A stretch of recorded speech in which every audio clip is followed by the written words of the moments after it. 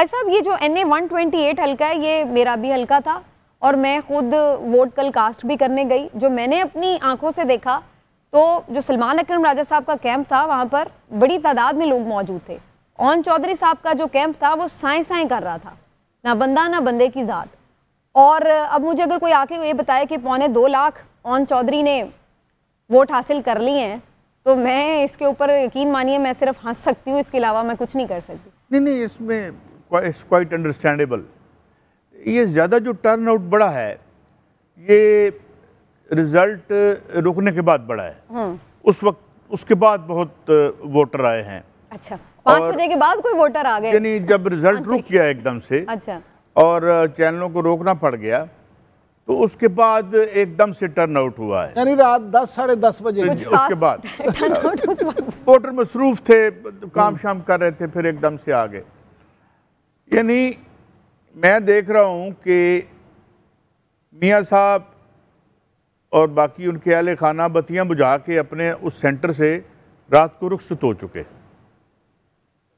اس وقت یہ سارا ہو رہا تھا.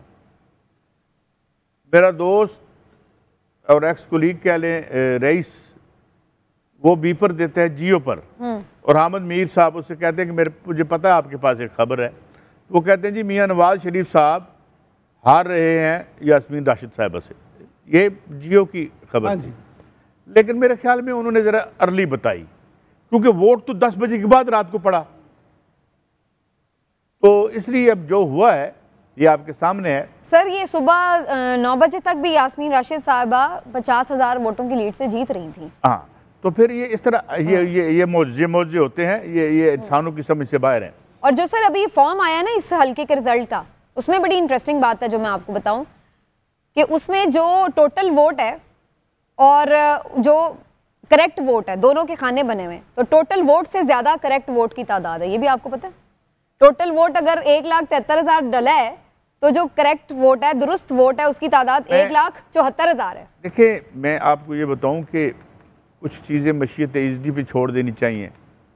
آپ نے کل میری تصویر تو بنا لی کہ جی یہ اس طرح کر کے جو ہمارا پرومو بننا تھا.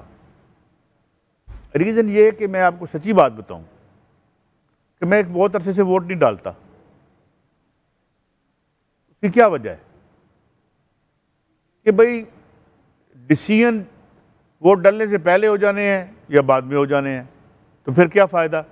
تو بیسیکلی یہ جو آج یہاں ہو رہا ہے نا, میں اسے اس اور انداز سے دیکھتا ہوں.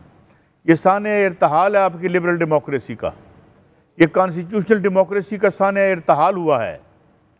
اور میں اس میں بہت زیادہ دکھی بھی نہیں ہوں کیونکہ اس کی بنیاد ہی اس طرح تھی. مطلب جن جمہوریتوں کی بنیاد آپ نے مارشل لاء میں رکھی, یہ سارے جو آج جیتے ہیں یہ کون تھے؟ یہ بالکے تھے سارے, یہ آگے ایسے ایسے چلتے تھے ضیاء الحق کے.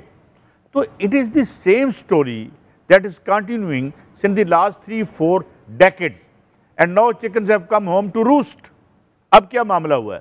لیکن دوسری طرف دیکھیں جو پازیٹیو بات ہے, پازیٹیو بات ہے کہ despite all the hurdles that were placed by this نگران حکومت اور یہ جو الیکشن کمیشن جو کچھ کرتا رہا ہے, اس کے باوجود لوگوں کی ریزیلینس دیکھیں. اس سب کے بعد آپ اسے مائنس تو نہیں کر رہے. اگر آپ نے 80 شفاف سیٹیں مسلم لیگ نون کو پنجاب میں دی ہیں تو کچھ جعلی سی سیٹیں 79 آزاد کے پاس بھی ہیں.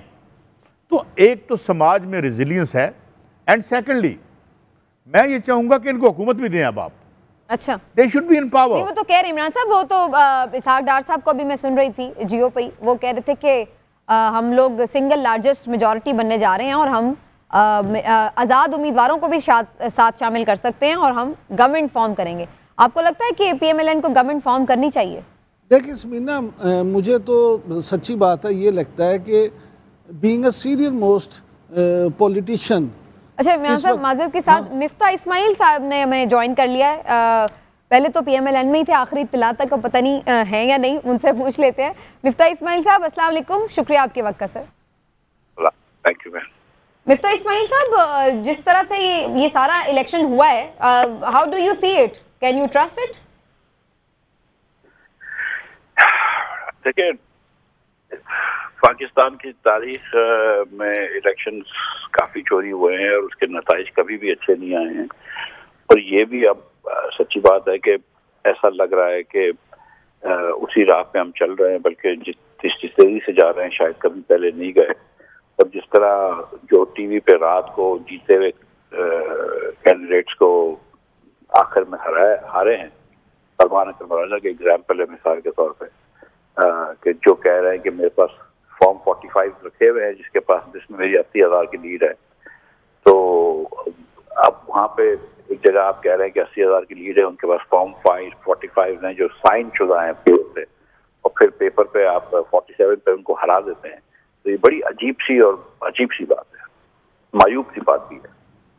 ٹھیک، تو مفتی صاحب آپ کو لگ رہا ہے کہ یہ سارے جو ریزلٹس ہیں آ بھی جائیں، اگر P T I backed candidate پھر بھی سنگل لارجسٹ ہمیں نظر آتے ہیں میجورٹی میں، تو how do you see it? کیا باقی لوگوں کو پی ڈی ایم کی طرز کی کوئی گورنمنٹ بنانی چاہیے، یا پھر P T I backed independent کو موقع دینا چاہیے کہ وہ گورنمنٹ بنائیں؟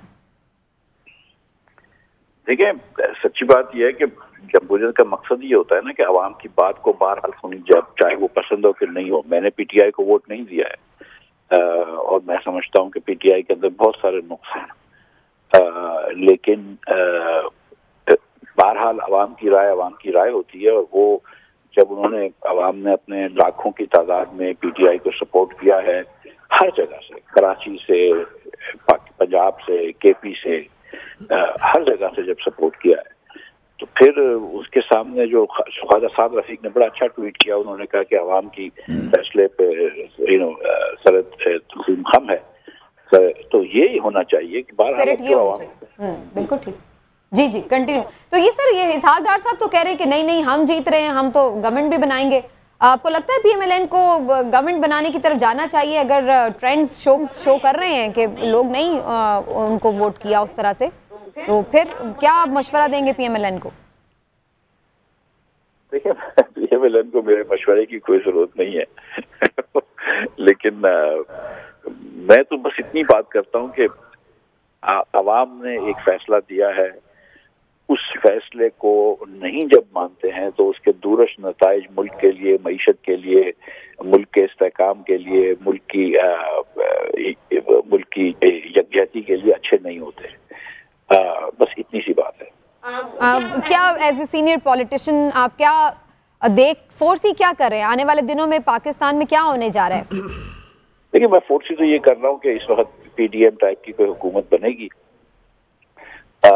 لیکن اب پتہ نہیں ہے کہ کیا یہ پی ٹی آئی کے کتنے آزاد امیدوار جیتتے ہیں، ان کو کیا ہوتا ہے. وہ پی ٹی آئی میں جاتے ہیں، کسی اور پارٹی میں جاتے ہیں، کسی خود کی کوئی شیل پارٹی اگر ان کے پاس ہے تو اس میں جاتے ہیں. تو سیریسلی تھوڑی سی انسرٹنٹی ہے اس وقت پاکستان میں.